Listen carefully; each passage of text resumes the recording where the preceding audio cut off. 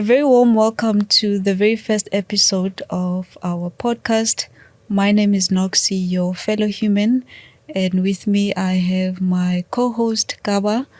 And the intention of this podcast would be to demystify some of the things that have been shared around leadership, entrepreneurship, and life in general. I am of the view that we are all going through collective traumas and we need collective healing so that we can be our best selves in the different fields that we undertake and we're part of. So today I have Gaba, as I've said. Good morning, Gaba. Morning, Snox. Thank you for having me. Definitely uncharted waters. But yeah, very, very glad to be here. Beautiful to have you. One of the things that we'll be doing, or that I'll be doing, would be to hang out with some of the people that I find to be very interesting. And to me, you're one of those people. I find you extremely fascinating as a human being. I love that you always show up as a human first before everything that you are. But I also just love to just know you more, so that our viewers at home can understand you with a greater level of depth than just finding you interesting as I do. So tell us about who Gaba is, and maybe share some of your hopes for this podcast. Yeah. Well, thank you. Well, yeah, that's a massive compliment, especially coming from you, because I have told you this before, that I have immense respect for you as well. Not just as a business figure, but also just as a human being, and as a sister as well.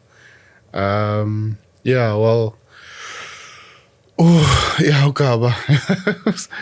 I don't know where do I start. Well, I think I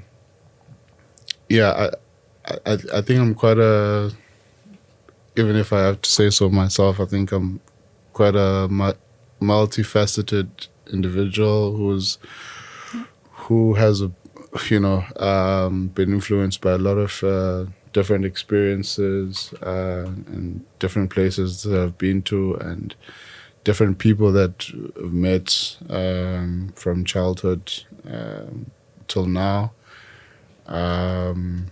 I think, first and foremost, I always just strive to be just a better person,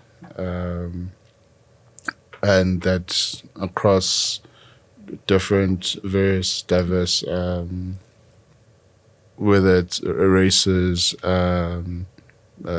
gender, and anyone that I meet,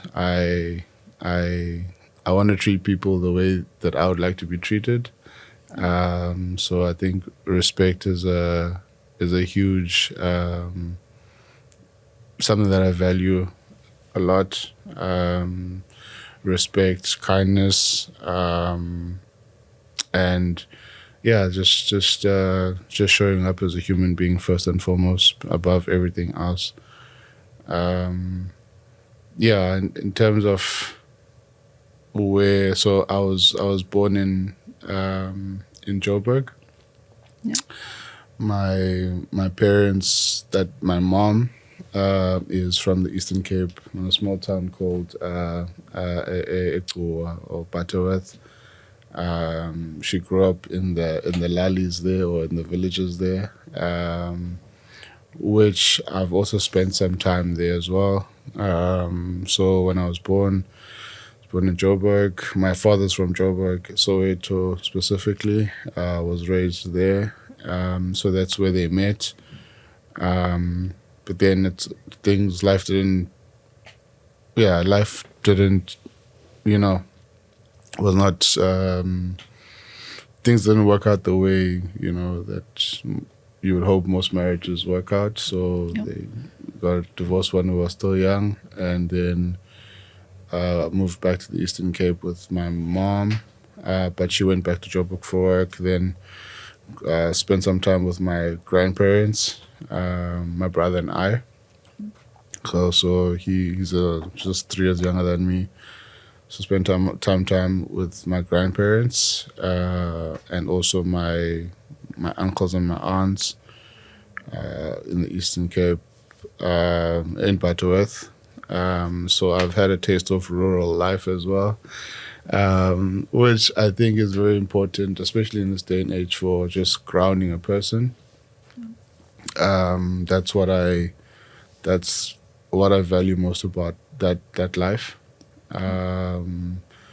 Because just grounding a person early on in life is, so I think rural life has that, and it's always also been a space where for tranquility and reflection that I love to go back to. I haven't had the opportunity to do it much, but yeah. So, and then I think later on we moved back with my mom. We moved to another small town. Well, not so small, but East London. We spent some time there. I think probably 2 to 3 years there. I started school there. Then because of circumstances again, I went back to Butterworth with my mom this time. Back to our grandparents' place. Spent another 2 years, I think, there before going to Joburg. So yeah, so life has really been a journey in that aspect. Just thinking back. I went back to Joburg, I think, at age when I was around 10. So I was in Joburg. Moved with our aunt. Then we later on, just to get ourselves established, and then we moved out, and specifically a place called Lyndhurst, Bramley. That's where we were staying. I think for the better part of my childhood, I was there for quite a while. Attended primary school into high school while we were there, which was another experience in and of itself. Just going back, so the shift just from rural life back to city life again, very it can be very challenging, especially in childhood. Knowing your place, where you fit in, just learning how things work again. In the two environments, which are totally different, and trying to find your, where you fit in and so forth. So, so adapted and grew up there. Varsity, Joburg. I think as a young, I was very, I think, very introverted, very shy, very, as a young person growing up, I was very much into sports, soccer, cricket, and other sports as well. I think I tried like badminton and all sorts of other things as well. And I think growing up also I didn't know exactly what I wanted to be, but I always had this fascination with being an architect. Everyone ever asked me, what do you want to be when you grow up? I always told them I want to be an architect. Didn't know about that. Yeah. There's so much that, and I think that's with every person. I think people are layered, people are multifaceted. People are dynamic. So it's, and sometimes you can even take a lifetime getting to know people, because there's always some door that you open. Like, oh, I didn't know this I'm was actually there. learning now that you have so many doors, and I definitely didn't open this door. Open this door, you know. It's good to know. It's very good to know. Opening it now. So, yeah. So, so I ended up, right at the time I was deciding, okay, what are you going to, the three things that you choose when you go to varsity. Yep. So architecture was one of them. And it had always been in the back of my mind, but, I think it was finally manifesting at the time. So I pursued that. I think I did that for a year. And I don't know, in the middle of that year, but there was so much going on, I think, when I went to varsity, the whole transition when from high school to varsity, I think that's where you also finding yourself, and there's, because you go into the world, and almost like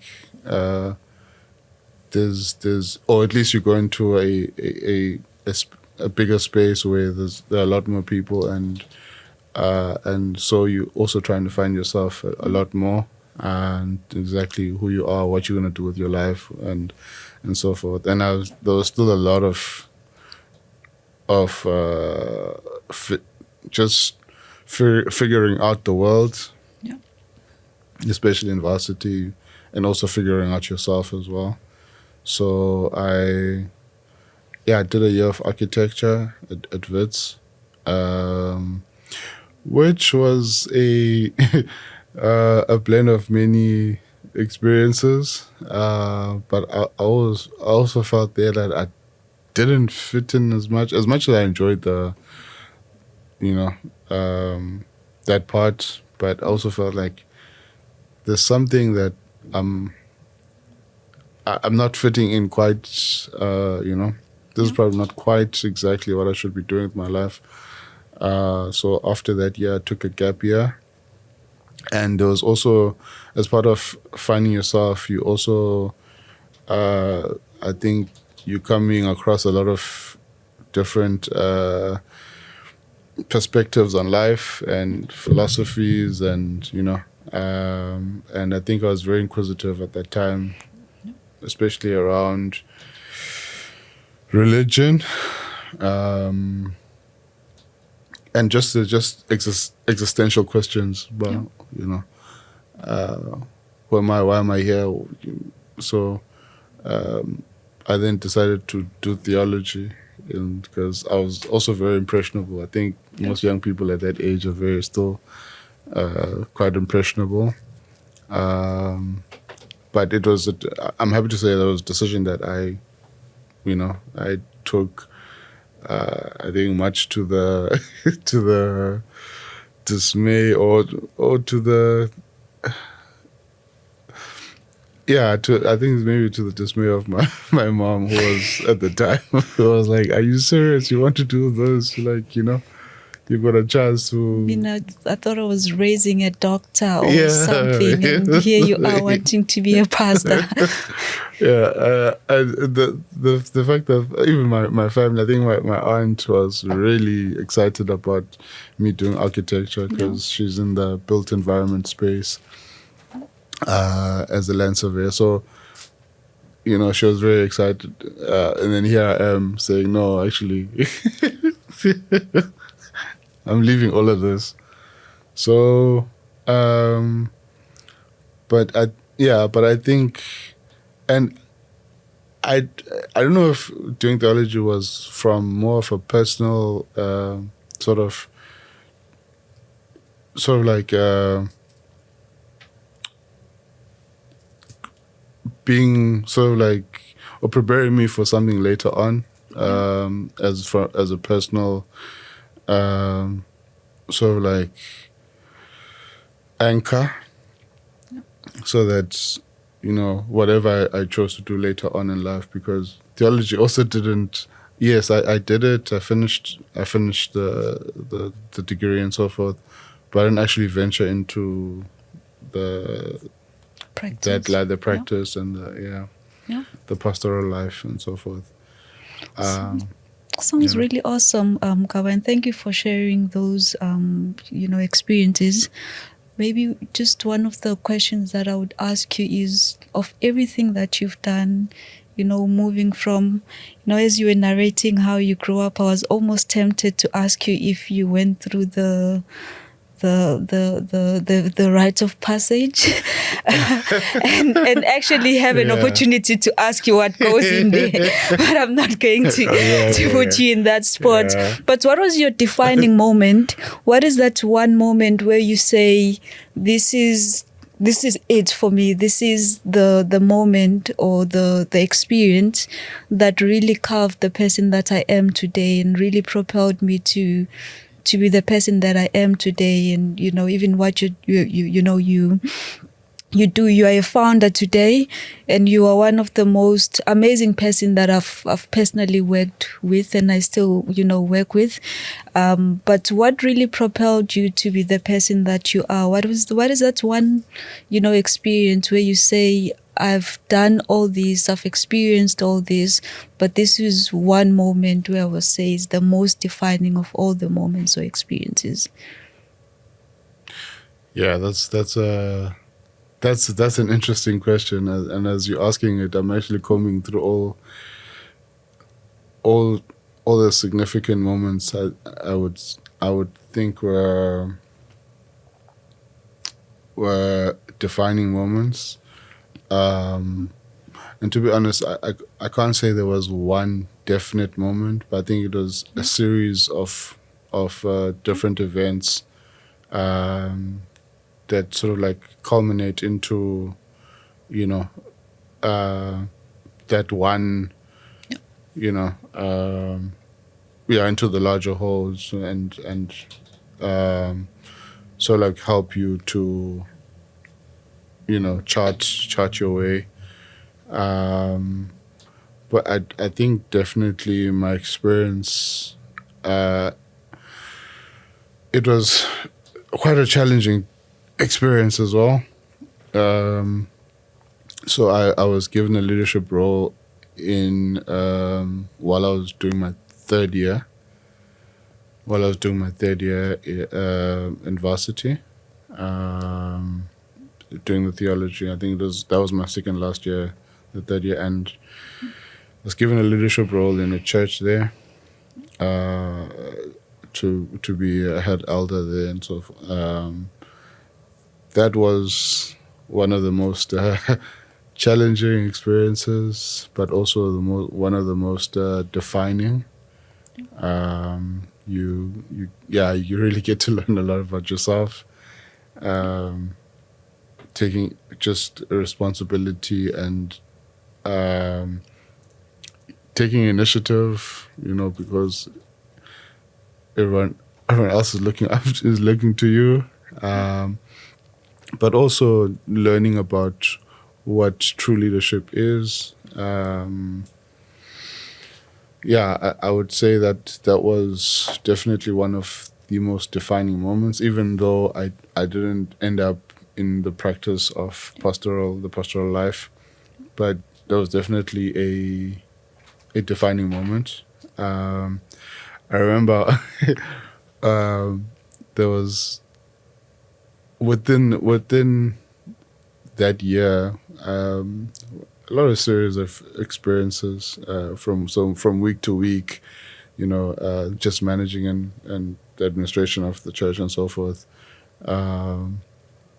and of the whole parish or the whole community. But I think there was a a potentially ugly or really nasty, altercation that could have happened, and it was right during like in just before the start of the service, where everyone is gathered and seated, and and you're doing announcements, and matters from like the church board, sort of like spilling over into the rest of the community, and I think there was a moment. It's okay. What do I do? And it's not even minutes. It's a matter of seconds to how you respond. So one of the experiences that I remember fondly. So there was this decision. I think. So there was. So I was working with a pastor, was a district pastor, and I was head elder. So I would convene like the church board meetings, liaising with him, and also like the church board committee, with the rest of the elders and so forth. And I think there was, I don't know if it was a personality clash or what it was, but between the pastor and one of the elders. And you get these big figures, and that you almost have to manage, because they are really influential personalities in the community. And then there's the pastor on the other end. The pastor wanted one thing, because decisions were not being carried through. He wanted us to reduce the quorum of the meetings, the church board meetings, and then this figure who was actually a lawyer, I think maybe I should add that detail there, because it's probably quite key. Was so when I announced the fact that there was a suggestion and a move that we reduce the quorum, and it was the anyone to second that motion, and so he just flipped out. I was like, that's not happening. There's no way. And so I think from then I had to then take it in, and the whole church is, so you can imagine the scene. The whole church is seated there, and he's like, there's no way we're doing that. And, and very vocal, with very stern and firm voice. And then I have to think, how do I respond to all this now? And, and the pastor's not there, and how do I manage this? So, and I think it came instinctively. Yeah. And I think it comes with, I didn't take it personally or anything, or I didn't, now that I think about it in retrospect. Yeah. But it came, the reaction or how I responded to that moment came instinctively. And I think it was a sum of everything that, everything that was leading up to that moment was a sum of everything that I had through life. And, so I think you have moments like that in life where it's do or die, so whatever but I also think it also comes with character. And I didn't know it at the time, or I didn't really truly appreciate, the upbringing of my parents, the situations I was in, and everything that, the values that they tried to instill and so forth. And what I was trying to do with my life at the time. So what I did instinctively was I turned it into a joke. So I think I was, because now I had other announcements that I was trying to make as well. So I think I said something to the effect, oh wow, now I don't know. I don't know whether to go on with the rest of the announcements, lest I be opposed. That's a good one. By the way, what do you think is the role of humor in just diffusing sometimes the hardest situations? Yeah. No, I think humor plays a big role in making us more human and more approachable as people. Yeah. you don't know I think the immense, and making us more relatable. Yeah. Because I think there are people that are in unlocking as well, just interaction and demystifying a lot of presuppositions that people have about other people and about ourselves. And I think so. I think just, yeah, making us a lot more human and a lot more relatable. I think humor is a big factor in that. I think there's so much that humor can play a role in. You know. Yeah. Right back to your story. What happened? Yeah. So I think the whole church Yeah. just burst out laughing. Like, you know, the whole church just burst out laughing because I think it was something that they had. And I'd never actually seen the church laugh in that, you know. What a bunch of boring people. Yeah. What year was that so that you find these boring people? That was, yeah, I'll give you the exact, that was the year 2011. Yeah, 2011. And I still remember, like, yeah. But in retrospect, I also feel like, you know, this, as much as that place is almost always like a somber and sacred and, you know, place, but it also, it sheds, I think, I think that's probably also what God wants as well. When he wants people to fellowship with him, he doesn't want people to be all, you know. Yes, there's a degree of sacred reverence, you know, but yeah, so like a somber and reverent attitude that you have, but also I think there's I think God wants to relate with people on that level as well, where people are able to be themselves. I think that's another role that humor plays, and let people just, you know, just relax and less tense. You know, so I think leaders. I think as leaders as well, that is so important, to not be seen as someone that's not relatable, you know, but someone that who's got who can be relatable and who can be down to earth, who can, yeah. Totally agree with that. I was always known as a very strict kid. And one of the things that I did, because I would come off as very strict, and I would meet different people who would sometimes find me very serious. And to make myself more, you know, relatable and make it much easier for people to just connect with me, I would then just use a lot of humor. Yeah. And I saw a huge change, you know, from where I used to be. But I'm sure my brother would probably say, you're not that serious.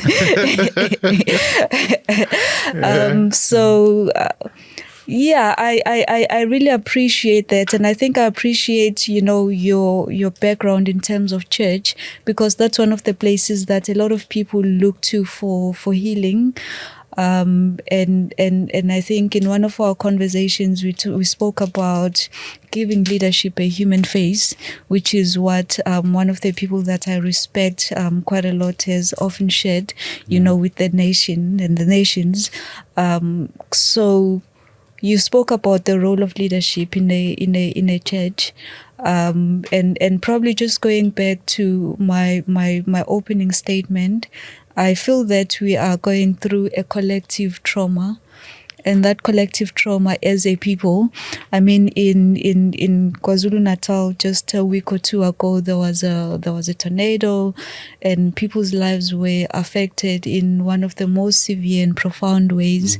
And you know what they went through is a collective trauma, but sometimes we don't realize that sometimes even poverty And some of these systems and regimes that we've gone through as a people, have led to those wounds that are collective.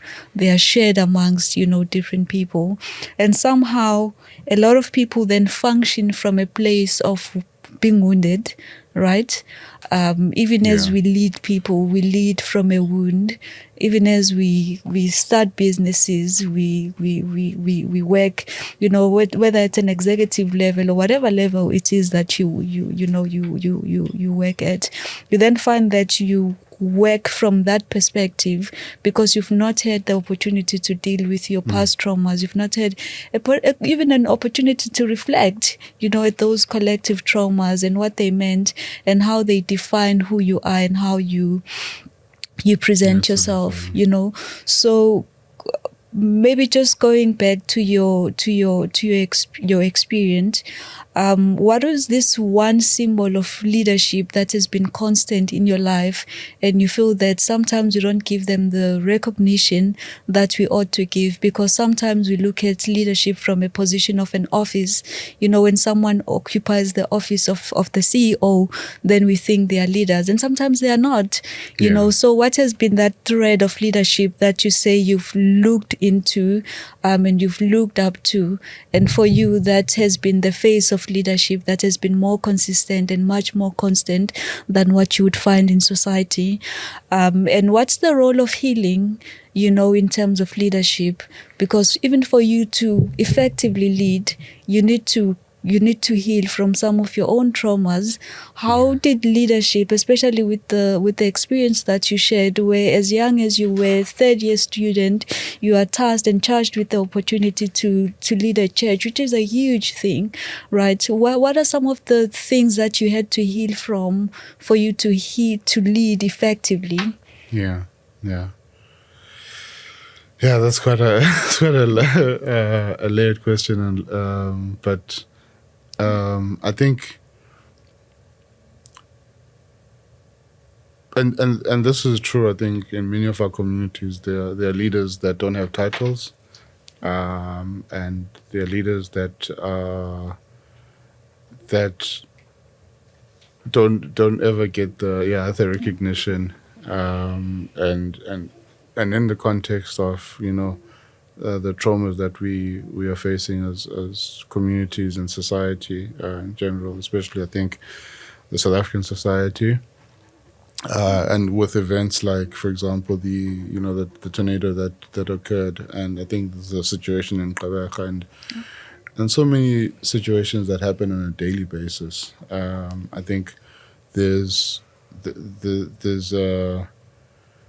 and the thing is, those things happen they're unscripted, and they happen. It's just like our podcast. Yeah, pretty much. They're unscripted, and they don't. They happen. The unscripted, they happen. Life happens, and it's in many of our homes. I think a lot of like my grandmother, and I think my mom, my aunt. I think those are some of the people that I look up to in terms of as a reference point for how they responded to life, because there's a response. It's either you keep fighting, or you you just lay dormant and you give up. So life is and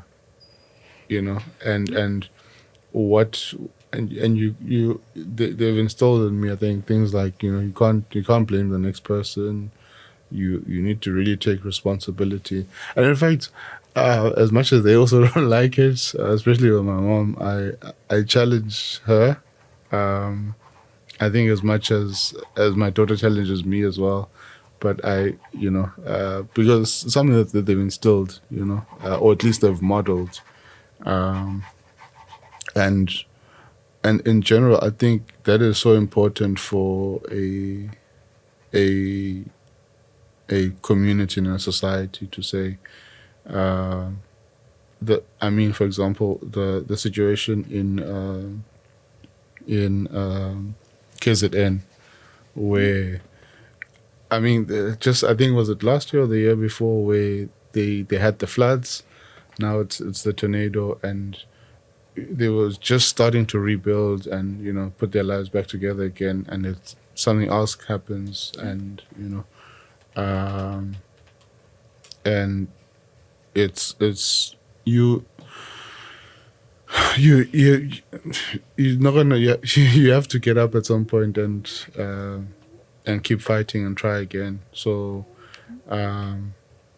but you can't drag certain things with you from the certain things that you really you have to let go of in order to find healing, and also to help other people heal as well. So I think it's only people that are operating from a healed place that are able to help others heal as well. And also help unlock potential in other people. But I think there's sometimes a confusion between leadership and power, or there is an essence of power that comes with leadership, but but I think sometimes people confuse themselves as leaders, but what they really are is more like power mongers, and and instead of healing people because of their past traumas and so forth, they actually do the opposite. And how would you describe healing, Gaba? Not just healing, but more leadership. How would you describe leadership? Because sometimes there's no consolidated meaning around what leadership is.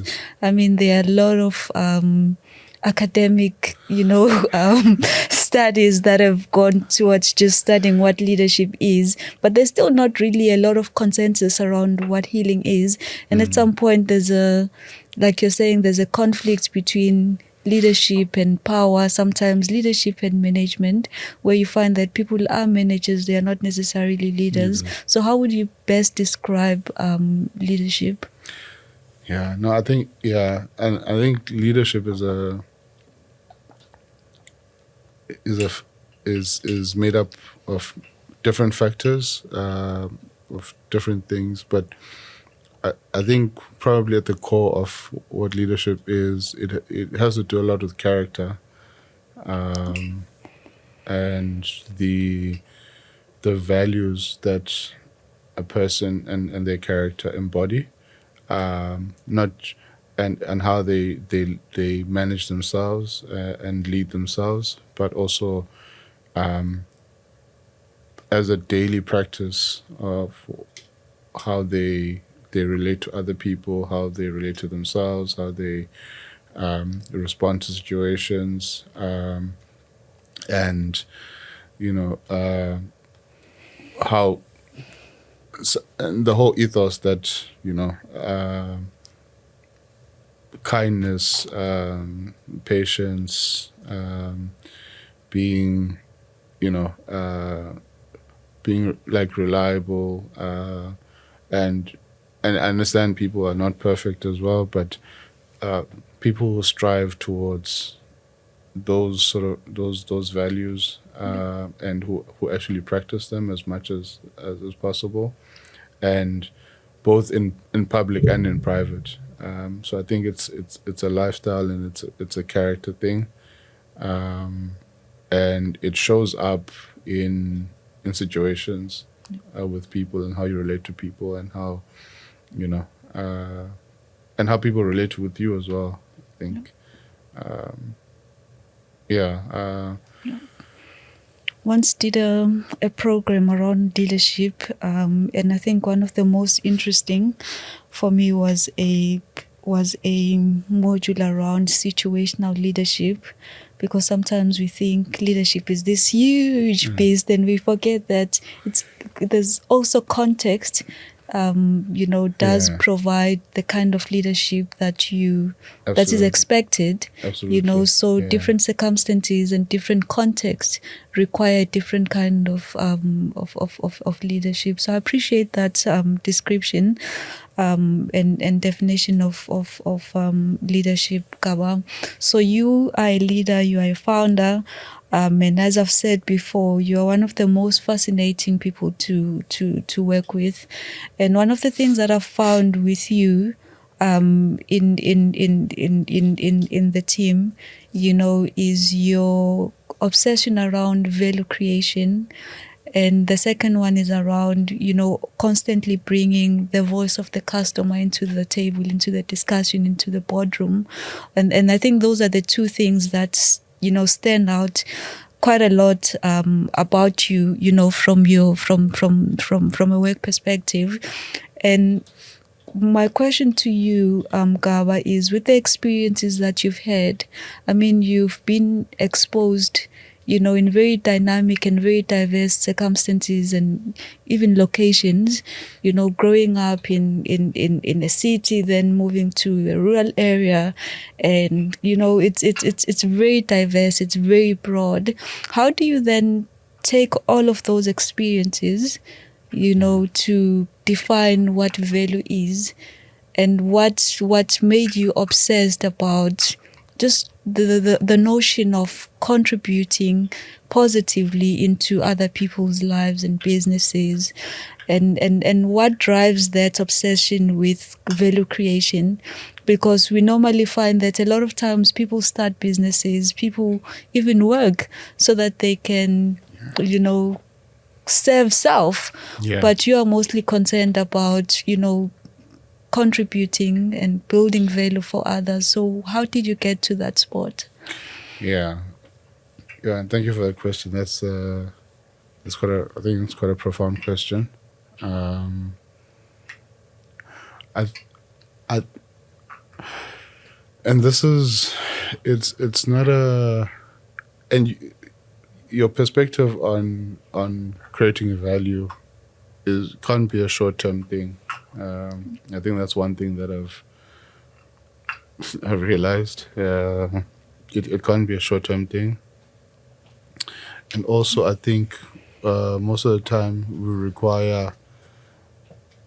I think people are always navel gazing instead of looking out. And for me, as a character thing, I wouldn't want to betray my own values and ethics.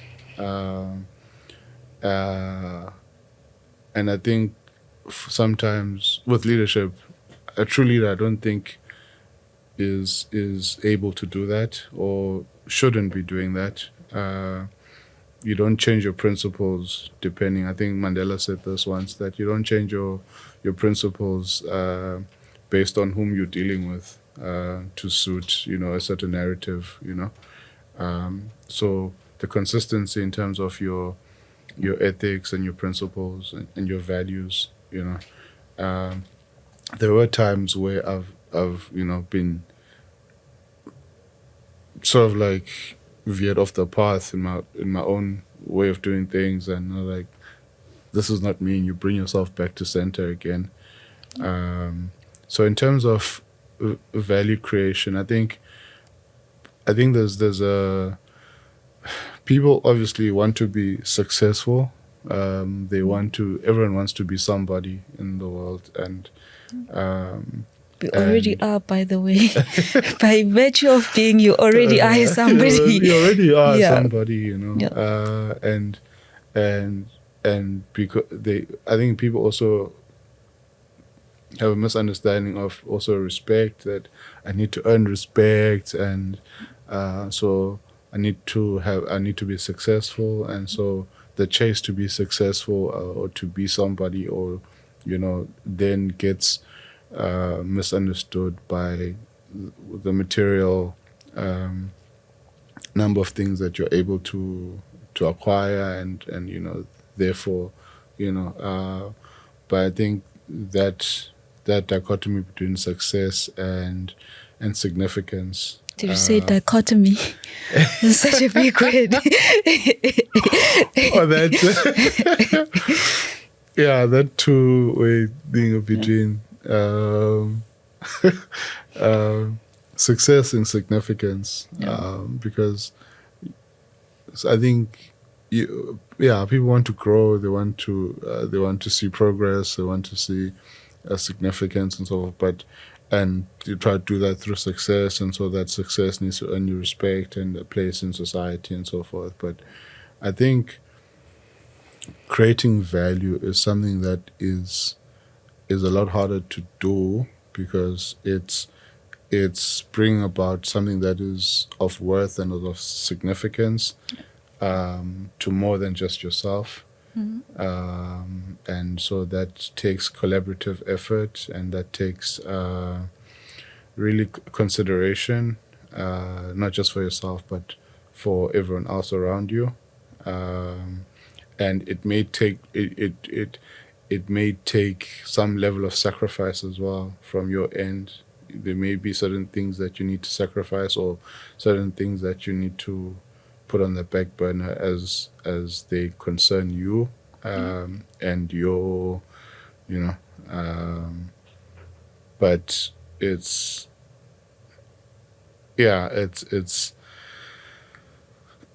really something that is for the whole, that needs to work for the whole, and not just for self, which is, I think, a totally different perspective to how people want to be. People, when you see people driving on the and a lot of the road rage is is you cut me off, or it, but it's I think it's really thinking broadly about how do you create something that works for the whole, and how do we embody sharing, and because I think there's a multiplier effect as well to value creation, or at least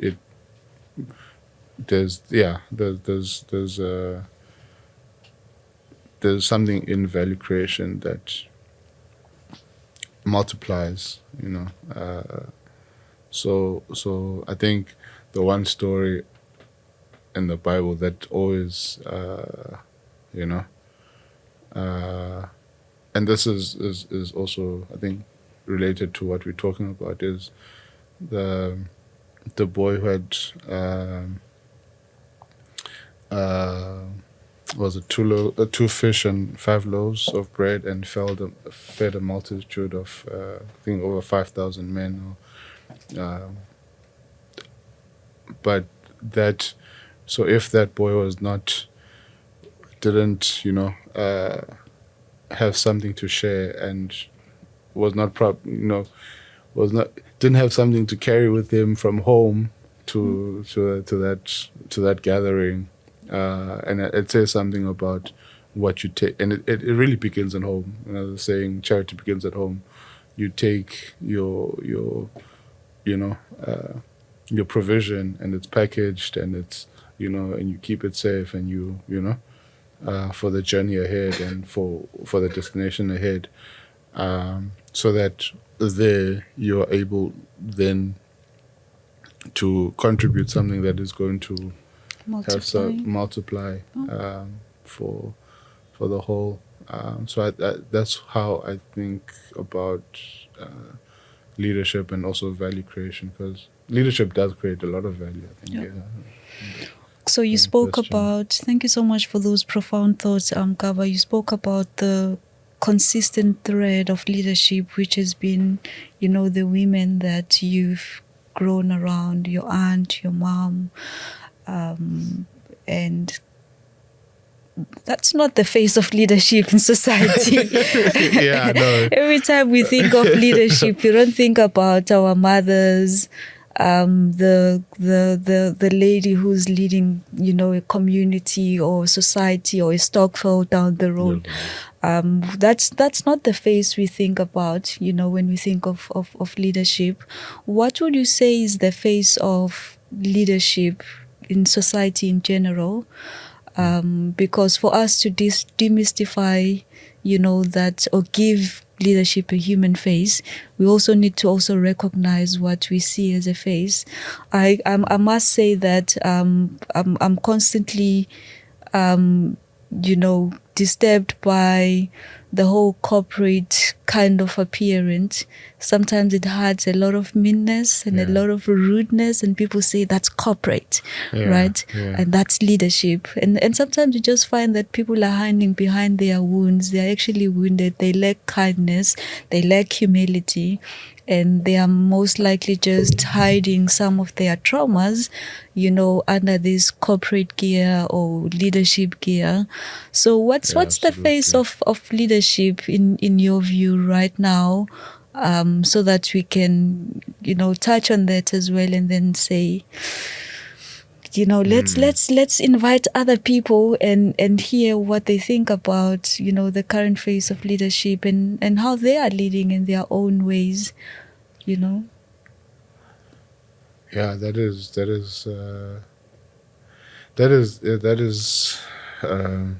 very true, and it's and for me, the people that lead me or that influence, and I think this is really the true sense of leadership, like how you're able to influence, it's not money, it's not yes, I think people, yes, there is obviously there is a love of money, especially in our day, but the true influence, I always find leadership in terms of to be influential. So the people that I think about, wherever I am, in terms of what they would say in the way that I represent myself and the way that I represent them. So if I'm always thinking about my mom, if I'm in a certain place and my behavior is maybe inappropriate, what would my mom say? What would my aunt say? What would my family say? So I think that's the true sense of leadership, that even when they're not in the room and I'm tempted to do something or behave in a certain way or, potentially misrepresent them, I'm always thinking about what would they say, what would their reaction be. So I can't just, live anyhow or do anyhow. Even if I do, I don't want that to be public. I didn't hear that. Yeah, that's true for most people. They don't want, even if they tempted to do something, that would misrepresent their moms or their families or their aunts and so forth. They don't want, that to be out in things. So, so I think,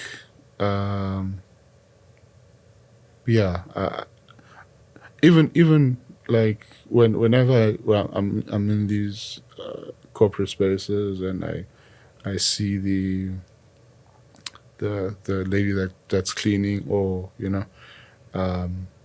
or I may know someone in my community that is,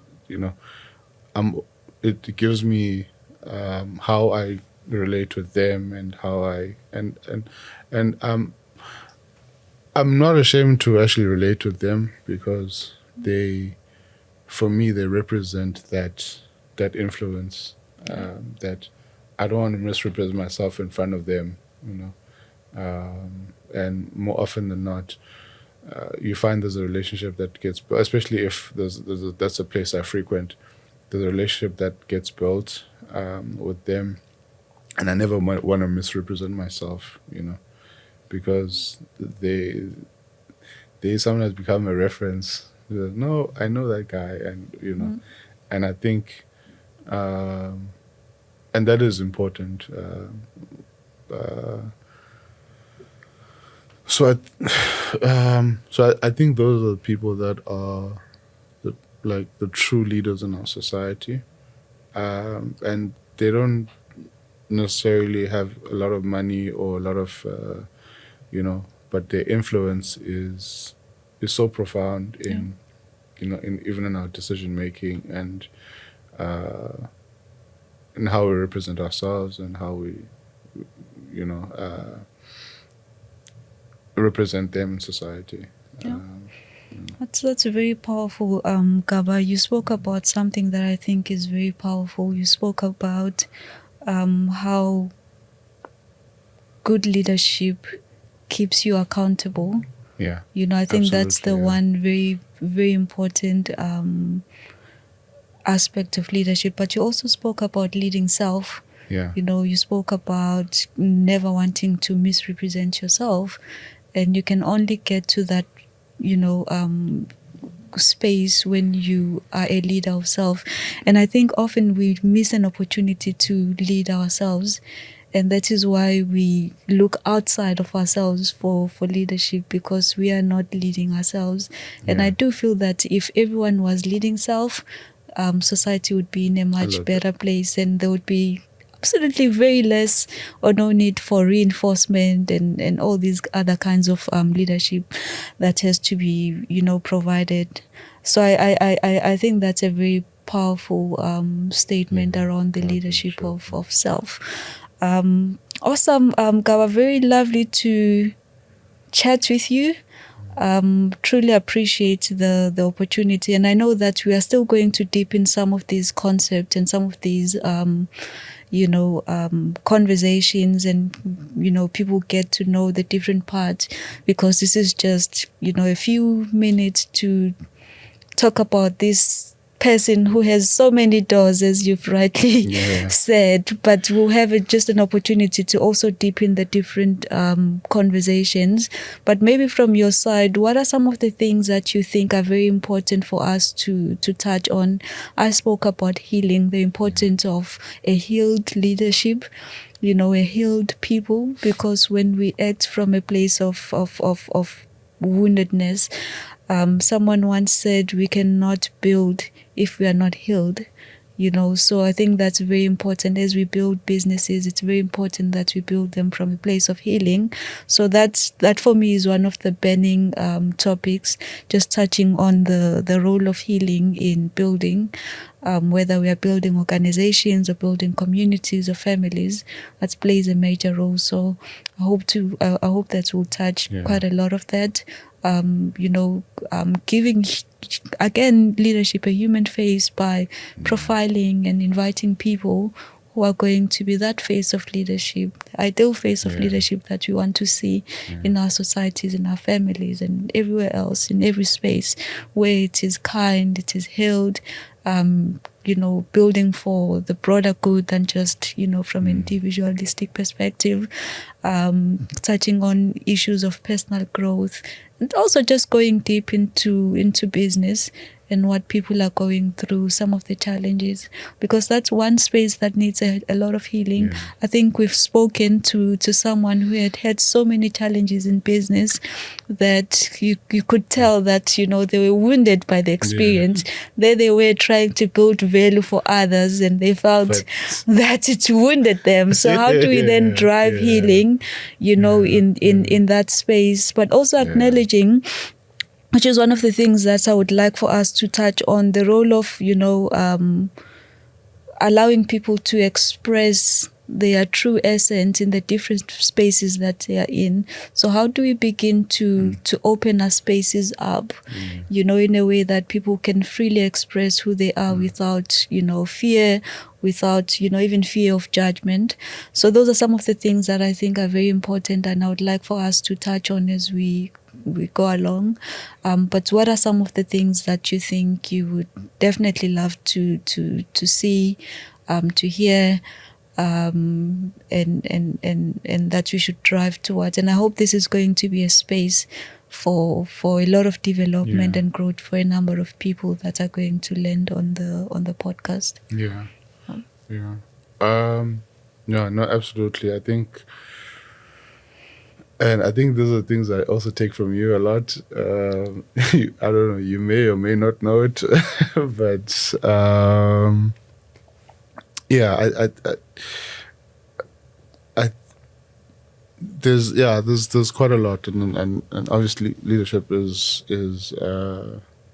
really a broad subject. But I think the and I think it's something that our country needs, where its leadership is impactful, where we understand, for example, like the idea of even like servant leadership, what that truly is. We understand the role of healing, what it means to have, how healing can be very transformational in a leader's life. Once you have a healed leader, you can have so much transformation, because I think they, true leaders are able to help people lift the bar within their own lives, where by just modeling and the influence and the impact of that influence. So other areas I think we could probably should be touched on are things like, within servant leadership, how do we look at things like stewardship, for example. I think that and stewardship and servitude, and I think very important the healing. I think that is something that is not talked about a lot. How, because leaders are also people as well, and they operate from a certain, and people are living in pain, whether sometimes they don't know it, sometimes they know it, but that pain, yes, it can be a source of, it can energize a person to and transform their lives, because they're always using that pain as a reference point. And I think it's also sometimes also, yes, good to sit in your pain, and there's something I also got from you, that is so important to sit in your pain and understand your pain, but not in a way to let that pain hurt others as well, because as it said, that hurt people hurt people. So it's I think, it's a very and it creates a lot of toxic, the corporate environment sometimes is can be that toxic, where people's lives are, you're really destroying people. You're thinking you're building something together, but you're really destroying people. So it's really, really important. And I think with the culture that you try to build in organizations, it's really important to, when you try I think organization tries to find the right people, so that you build that culture, and that's something you always emphasize on as well. And so you always want to help leaders understand what it is that they need to heal from, and understand what their strengths are, what their weaknesses are, how they can turn certain weaknesses and things into opportunities to be transformational in their character. So it's really, I think it's those are some of the things that That's very powerful. Gaba, I actually don't have anything to say after this. Maybe so that we end on a different note. What is your most embarrassing moment, or what's a fun fact about you? Just choose one between the two: most embarrassing moment or just a fun fact. So the one thing that you think a lot of people in your space don't know about you, or the people that we are now connecting with through this channel would actually just find that a fun fact. Yeah. Yeah, I don't know. There are a lot of embarrassing moments. I think you know that I'm also very clumsy as well. I can be a very clumsy person. But a fun fact, I have a 9-year-old daughter. Who really keeps me on my toes. Like it's sometimes can be